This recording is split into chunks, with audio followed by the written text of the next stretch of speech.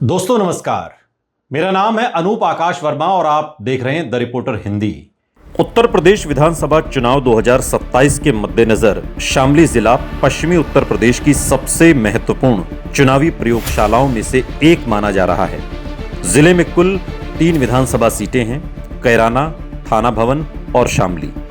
और ये तीनों सीटें सामाजिक समीकरण, किसान राजनीति, जाट मुस्लिम संबंध और गठबंधन की राजनीति से गहराई से प्रभावित होती है। 2022 के विधानसभा चुनाव में उस समय समाजवादी पार्टी राष्ट्रीय लोकदल गठबंधन में था, जबकि कांग्रेस अलग चुनाव लड़ रही थी। नतीजा, आरएलडी ने शामली और थाना भवन सीटें जीती, जबकि कैराना सीट पर समाजवादी पार्टी ने जीत दर्ज की और इस जिले की तीनों सीटें विपक्षी गठबंधन के खाते में चली गई थी। कैराना विधानसभा जिले की सबसे चर्चित सीट है।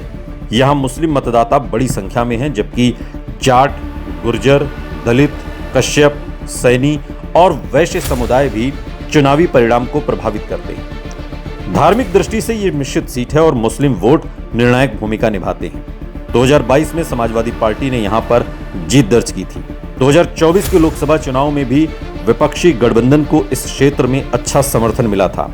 2027 में सबसे बड़ा बदलाव ये है कि आरएलडी अब बीजेपी के साथ है और इससे जाट वोटों का एक बड़ा हिस्सा एनडीए के साथ जाने की संभावना है, जबकि समाजवादी पार्टी, कांग्रेस गठबंधन मुस्लिम, यादव और कांग्रेस समर्थक वोटों को एकजुट रखने की कोशिश करेगा।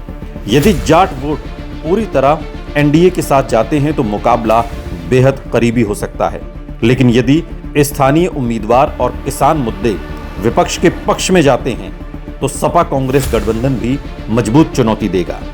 थाना भवन विधानसभा जाट बहुल मानी जाती है। यहां पर जाट, गुर्जर, ब्राह्मण, दलित, कश्यप और मुस्लिम मतदाता प्रभावशाली हैं। 2022 में आरएलडी ने किसान आंदोलन की पृष्ठभूमि में बीजेपी को हराया था। गन्ना किसानों का भुगतान, सिंचाई, बिजली, आवारा पशु और रोजगार यहां प्रमुख चुनावी मुद्दे हैं। अब जब आरएलडी बीजेपी के साथ है तो ये सीट एनडीए के लिए पहले की तुलना में कहीं अधिक मजबूत मानी जा रही है। यदि जयंत चौधरी का जाट आधार बीजेपी के साथ मजबूती से बना रहता है तो एनडीए को लाभ मिल सकता है। हालांकि समाजवादी पार्टी, कांग्रेस गठबंधन मुस्लिम और अन्य वोटों के सहारे मुकाबला बराबरी का बनाने की कोशिश करेगा। शामली विधानसभा की बात करें तो जिले की सबसे संतुलित सीट मानी जाती है।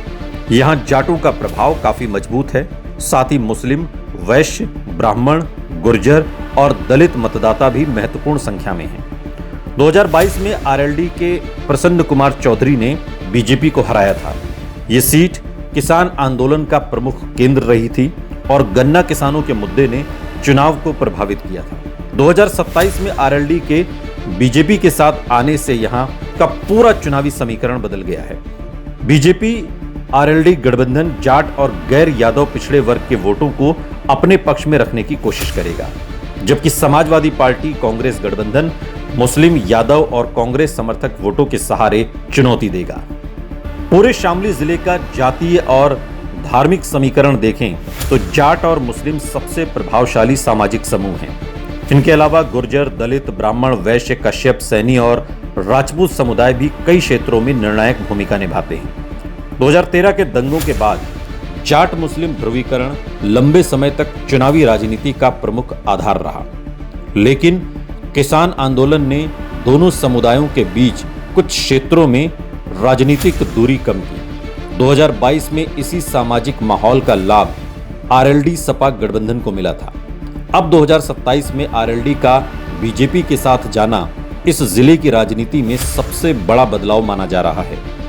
राजनीतिक दृष्टि से बीजेपी आरएलडी गठबंधन की सबसे बड़ी ताकत जाट वोट, बीजेपी का संगठन और केंद्र और राज्य सरकार की योजनाएं हैं। दूसरी ओर समाजवादी पार्टी, कांग्रेस गठबंधन की ताकत मुस्लिम मतदाताओं का समर्थन, यादव वोट और कांग्रेस का पारंपरिक आधार हो सकता है। बीएसपी दलित वोटों पर अपनी पकड़ मजबूत करने की कोशिश करेगी, जबकि आजाद समाज पार्टी कुछ क्षेत्रों में दलित युवाओं के बीच प्रभाव डालने का प्रयास कर सकती है। हालांकि वर्तमान परिस्थितियों में इन दोनों दलों के किसी सीट पर स्पष्ट बढ़त में होने के पर्याप्त संकेत नहीं है। शामली जिले के प्रमुख चुनावी मुद्दों में गन्ना मूल्य भुगतान, चीनी मिलों का संचालन, किसानों की आय, सिंचाई, कानून व्यवस्था, बेरोजगारी, ग्रामीण सड़कें, शिक्षा, स्वास्थ्य और स्थानीय विकास शामिल हैं। पश्चिमी उत्तर प्रदेश में किसान आंदोलन का प्रभाव अब पहले जैसा नहीं माना जाता, लेकिन उसका राजनीतिक असर पूरी तरह समाप्त भी नहीं हुआ है। दूसरी ओर बीजेपी आरएलडी गठबंधन जाट किसानों के बीच ये संदेश देने की कोशिश करेगा कि अब क्षेत्र के विकास और किसानों के हितों के लिए दोनों दल साथ हैं। वर्तमान राजनीतिक संकेतों 2022 विधानसभा चुनाव और 2024 लोकसभा चुनाव को अगर देखा जाए, उनके समीकरण को देखा जाए, चुनाव के रुझानों और बदले हुए गठबंधन समीकरणों के आधार पर यदि संभावित आकलन करें तो शामली और थाना भवन सीट पर बीजेपी आरएलडी गठबंधन को अपेक्षाकृत बढ़त मिल सकती है, जबकि कैराना सबसे कड़ा मुकाबला बन सकती है। यहां मुस्लिम वोटों की एकजुटता और उम्मीदवार का चयन निर्णायक होगा। यदि आरएलडी अपने पारंपरिक जाट आधार को एनडीए के साथ बनाए रखने में सफल रहती है तो बीजेपी आरएलडी गठबंधन 3 में से 2 से 3 सीटें जीतने की स्थिति में आ सकता है। वहीं यदि समाजवादी पार्टी कांग्रेस गठबंधन मुस्लिम, यादव और अन्य विपक्षी वोटों का प्रभावी ध्रुवीकरण कर लेता है तो 1 से 2 सीटों पर मजबूत चुनौती दे सकता है। यह आकलन उपलब्ध चुनावी आंकड़ों, सार्वजनिक राजनीतिक रुझानों और वर्तमान गठबंधन संरचना पर आधारित है।